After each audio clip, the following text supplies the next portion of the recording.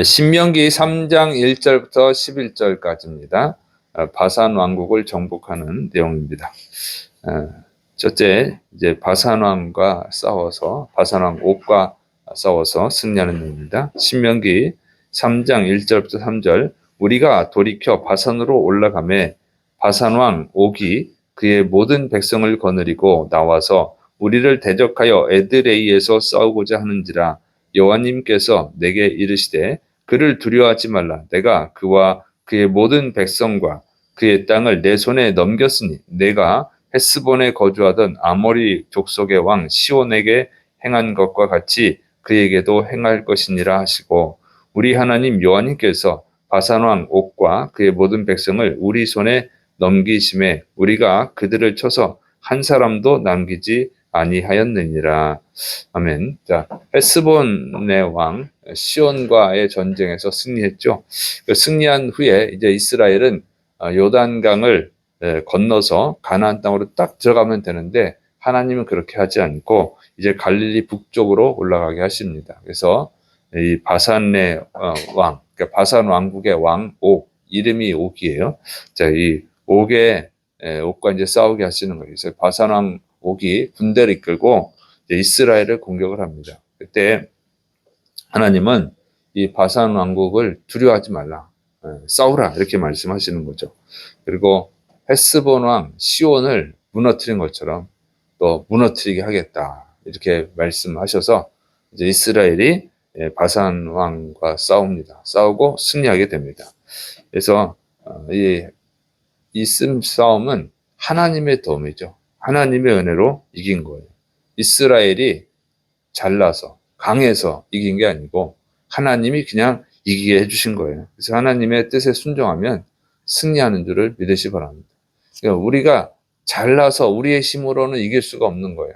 하나님이 이기게 해주셔야만 이기는 것입니다. 이걸 항상 명심해야 돼요. 여러분이 세상에서 승리하려면 하나님이 이기게 해주셔야 이길 수 있지, 하나님이 이기게 해주지 않으면 이길 수가 없는 거예요. 지금 이스라엘이 지금 중동에서 전쟁 중에 있죠. 그 조그만 나라입니다. 강원도 많은 나라예요.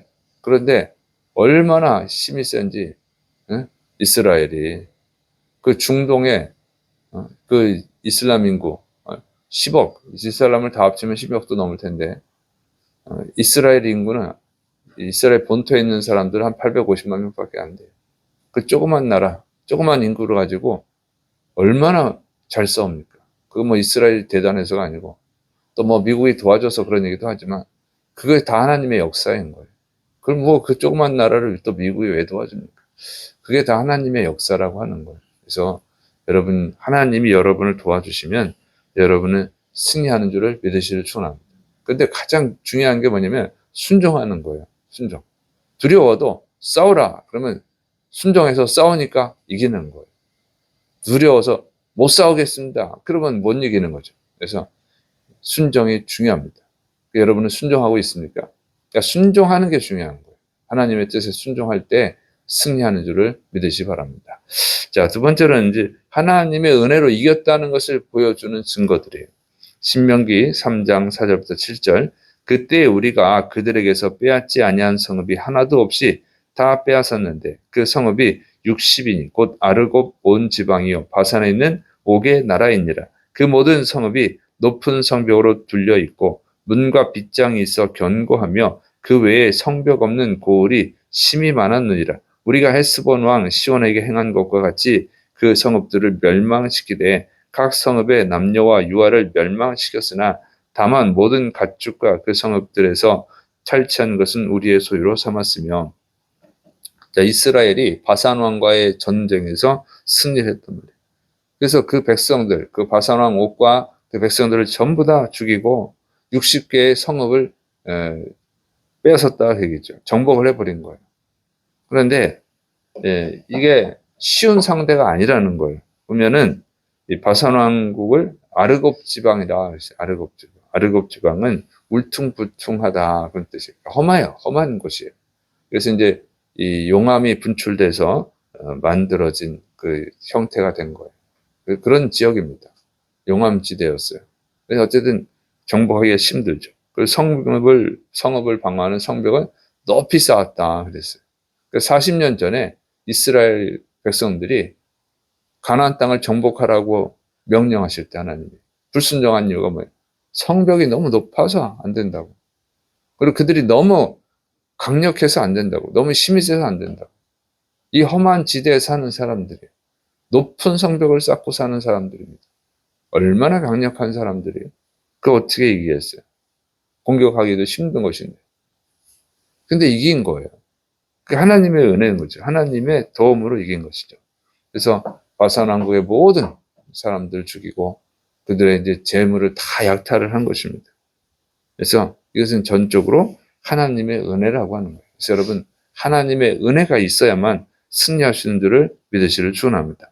자, 그 다음에 이제 이어서 계속 하나님의 은혜로 정복했음을 보여줍니다. 먼저 헤르본 산을 정복하는 데로 나오는데 신명기 3장 8절부터 11절 그때에 우리가 요단강 이쪽 땅을 아르논 골짜기에서부터 헤르몬 산에까지 아모리 족속의 두 왕에 의해서 빼앗았으니 헤르몬 산을 시돈 사람은 시련이라 부르고 아모리 족속은 스닐이라 불렀느니라. 우리가 빼앗은 것은 평원의 모든 성읍과 길앗 온 땅과 바산의 온 땅, 곧 옥의 나라, 바산의 성읍 살르가와 에드레이까지이니라.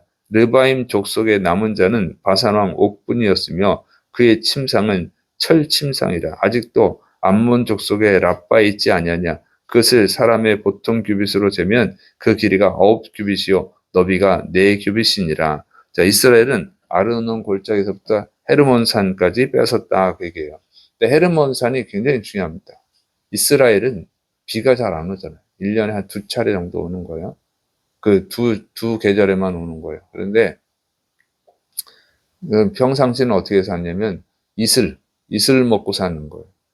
그러니까 이슬이 굉장히 많이 내립니다. 이슬이 하나가 있고 또 하나는 이 헤르몬산에서 그가 얼음산이에요. 눈 덮인 산이거든요.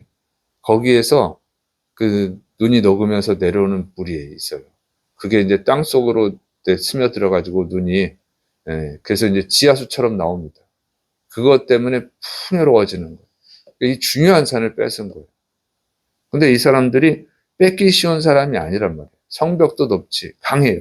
여기 보면 이제 바산왕 옥이 사용한 침대가 나오는데 길이가 4규빗, 길이가 9규빗이면 4m 정도 됩니다. 4m.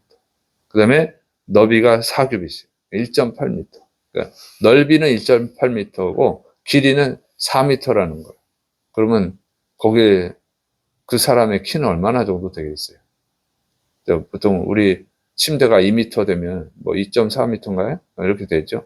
거기에 뭐 180cm, 190cm, 1m 90, 그 정도 살잖아요. 잘 수 있죠. 2m짜리면은 1.8m 정도 되는 사람이 사는 거고 2.4m짜리 침대면은 2m 정도 되는 사람이 살잖아요. 그 사용하는 거죠. 그러면 4m면 한 3.5m 정도 되지 않겠어요? 어쨌든 3m는 넘는단 말이에요. 키가.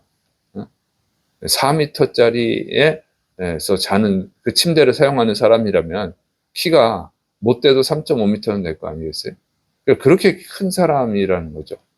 그러니까 이 정복한 르바임 족속은 뭐라 했어요? 거인 족속이라고 했잖아요. 거인 족속. 거인 족속의 땅을 뺏은 거예요.